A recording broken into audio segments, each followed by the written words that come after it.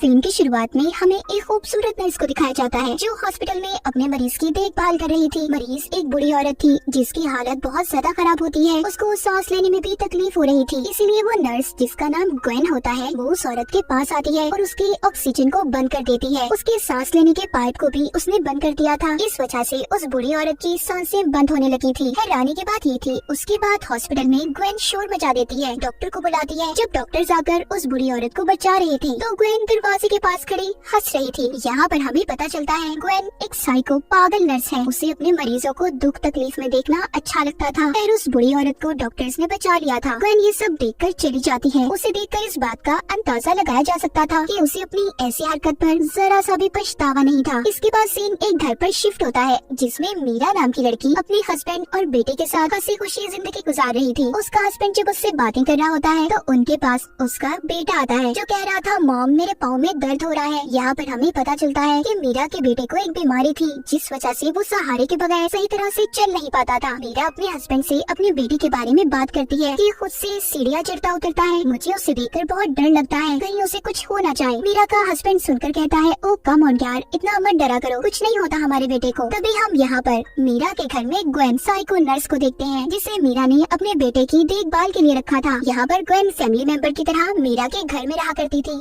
अब ये चारों मिलकर नाश्ता करते हैं। नाश्ते के दौरान मीरा के बेटे ने अपनी स्ट्रेचेस में साखिया को नीचे गिरा दिया था जिसका सहारा लेकर वो चला करता था। ग्वेन उसे वो उठा कर देती है, मगर जैसे हम जानते हैं वो सही काम थोड़ी कर सकती है। उसने उसके पेंच को ढीला कर दिया था ताकि मीरा का बेटा जब उन्हें लेकर चले तो वो नीचे गिर जाए। ग्वेन ये सब अपने मजे के लिए क्या करती थी, जैसा कि हमने कहानी के शुरू में भी देखा था। फिर इसके बाद मीरा का हस्बैंड ऑफिस जाने के लिए तैयार था। वो मीरा के पास खड़ा होता है। उन्हें इतना करीब देखकर ग्वेन मीरा से जेलस हो रही थी क्योंकि वो मीरा के हस्बैंड को पसंद करने लगी थी। मीरा के हस्बैंड के जाने के बाद उसकी दोस्त घर पर आती है जो मीरा से बैठी बातें कर रही थी। तभी ग्वेन मीरा के बेटे के साथ खेलने के बहाने उनकी बातें सुनने लगी थी। मीरा की दोस्त उससे कह रही थी मीरा तुम्हें अपने बेटे के लिए किसी और नर्स को रखना होगा, मुझे लगता है तुम्हारा बेटा और हस्बैंड ग्वेन को कुछ ज्यादा ही पसंद करने लगे हैं। मीरा अपनी दोस्त को कहती है नहीं ऐसी बात नहीं है, तुम ज्यादा ही सोच रही हो। इसी दौरान मीरा को अपने बेटे की आवाज आती है जो बैसाखियों के टूटने की वजह से नीचे गिर गया था। जैसा कि हमें तो पता है ये सब ग्वेन ने किया था। वो अपने बेटे के गिरने की वजह से ग्वेन को बहुत डांटती है क्योंकि उसे ऐसा लग रहा था कि उसने ही उसके बेटे का सही से ख्याल नहीं रखा। उसका बेटा मीरा से कहता है नहीं मॉम ये ग्वेन की वजह से नहीं हुआ, इसमें सारी मेरी गलती थी। मीरा डॉक्टर को कॉल करती है और उसने अपने बेटे के लिए नई बैसाखियों को मंगवा लिया था। रात को वो ग्वेन से भी माफी मांगती है कि वो उस पर बिना वजह चिल्लाई। ग्वेन कहती है नहीं इसमें तुम्हारी कोई गलती नहीं है, मैं समझ सकती हूँ तुम एक माँ हो और माँ अपने बच्चे के लिए बहुत फिक्रमंद होती है। और हालांकि हम तो जानते हैं ये सब कुछ ग्वेन ने किया था। इसके बाद वो मीरा के लिए एक चाय बनाती है जो शायद आराम के लिए थी। हम मीरा को देखते हैं जो उस सोसाइटी को ज्वाइन करती है जिसमें उसके बेटे जैसे लोग थे। उन सबको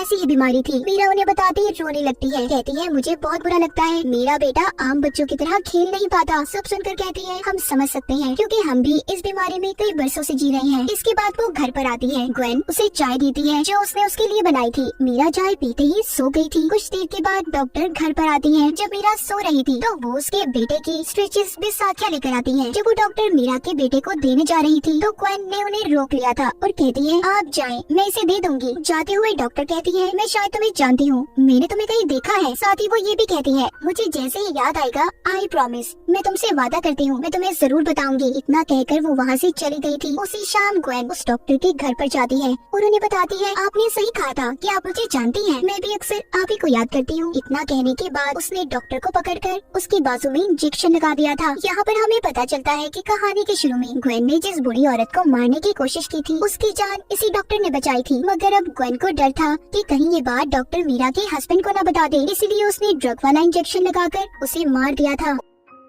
उसी रात मीरा को एक आदमी की कॉल आती है जो अपना नाम डेविड बता रहा था। कहता है मैं उसी सोसाइटी का मेंबर हूँ जो तुमने अपने बेटे की बीमारी की वजह से ज्वाइन की है। और साथ ही वो ये भी बताता है जो बीमारी तुम्हारे बेटे को है वो बीमारी मेरे बेटे को भी है। ये सुनकर मीरा थोड़ा उदास हो जाती है और उस आदमी की तस्वीर देखने का कहती है। मगर डेविड ने अपनी प्रोफाइल में जो तस्वीर लगाई थी वो थोड़ी ब्लर धुंधली होती है जिसे वो सही तरह से देख नहीं पा रही थी। यहाँ पर डेविड बताता है कि उसकी वाइफ मर चुकी है, इसीलिए मैंने अपने बेटे के लिए एक नर्स को रखा है। मीरा ये सुनकर कहती है तुमने बहुत अच्छा अच्छा किया। तभी यहाँ पर हमें पता चलता है डेविड नाम का आदमी कोई और नहीं बल्कि ग्वेन ही थी, जो कंप्यूटर की मदद से आवाज बदलकर मीरा से बात कर रही थी। सुबह को मीरा के घर उसकी दोस्त आती है, जहाँ पर आते ही उसने मीरा के हस्बैंड की शर्ट पर कुछ गिरा दिया था। मीरा के हस्बैंड की शर्ट साफ करने ग्वेन लॉन्ड्री में ले जाती है। तभी मीरा की दोस्त जब अंदर जाकर उसका पर्स लेने गई थी तो वो देखती है ग्वेन मीरा के हस्बैंड की शर्ट को सूंघ रही है। उसे ये देखकर थोड़ा अजीब लगता है और उसे शक भी हो गया था कि कहीं ग्वेन मीरा के हस्बैंड को पसंद करने लगी है। मगर ये बात वो अपनी दोस्त मीरा को नहीं बताती, क्योंकि उसे डर था कि कहीं उसकी फैमिली खराब ना हो जाए। रात को दोबारा से ग्वेन डेविड बनकर मीरा से बात करती है और उसे उसके बेटे के बारे में पूछती है। मीरा बताती है कि हाँ, मेरा बेटा अभी कुछ नॉर्मल है, मगर मुझे उस दिन बिल्कुल अच्छा नहीं लगा जिस दिन वो गिर गया था। इतनी बातें करने के बाद ग्वेन जल्दी से मीरा के पास जाती है ताकि वो उसे पकड़ सके कि वो किसी आदमी से बात कर रही है, और इस खेल में वो कामयाब भी हो गई थी। जाते हुए वो मीरा के हस्बैंड से कहती है, मैंने अभी मीरा को सुना वो शायद किसी से बात कर रही थी। वो चाहती थी कि मीरा का हस्बैंड उस पर शक करे और मीरा को छोड़ दे, मगर यहाँ पर उसकी गेम उल्टी हो जाती है। मीरा का हस्बैंड अपनी बीवी के हक में बोलता है और कहता है वो बहुत ज्यादा काम कर रही है आजकल, उसकी नींद भी पूरी नहीं होती, शायद इसी वजह से वो थोड़ा परेशान भी रहती है। ग्वेन सारी बातें सुनकर मीरा के हस्बैंड के गले लगकर गुड नाइट बोलकर चली गई थी। ग्वेन दरअसल किसी भी तरह मीरा के हस्बैंड को पाना चाहती थी। अगली सुबह हम देखते हैं ग्वेन और मीरा का हस्बैंड किचन में थे। ग्वेन हमेशा मीरा के हस्बैंड के पास रहने के बहाने तलाश किया करती थी। मीरा जब सोकर उठती है तो ग्वेन ने उसके घर के सारे काम कर दिए थे। तभी उसे उसकी दोस्त की कॉल आती है जो मीरा से शुक्रिया बोलती है, ये कहकर कि तुमने मेरे बर्थडे को याद रखा। मगर मीरा थोड़ी कंफ्यूज और हैरान होती है क्योंकि उसने फूलों को नहीं भिजवाया था। ग्वेन उसके पास आती है और बताती है कि तुम अपनी दोस्त की बर्थडे को भूल गई थी ना, तो मैंने उसके घर में फूल भिजवा दिए। मीरा चलती हुई बेहोश होने लगती है। ग्वेन उसे बचाकर सोफे पर ले आई थी। मीरा कहती है कि शायद मुझे किसी डॉक्टर को चेक करवाना चाहिए, इस बारे में तुम मेरे हस्बैंड से कोई बात मत करना। ग्वेन कहती है तुम्हें डॉक्टर के पास जाने की क्या जरूरत है, मैं तुम्हारा ब्लड खून को लेकर लैब में टेस्ट करवा दूंगी। अब रात को ग्वेन दोबारा से डेविड बनकर मीरा से बात करती है। मीरा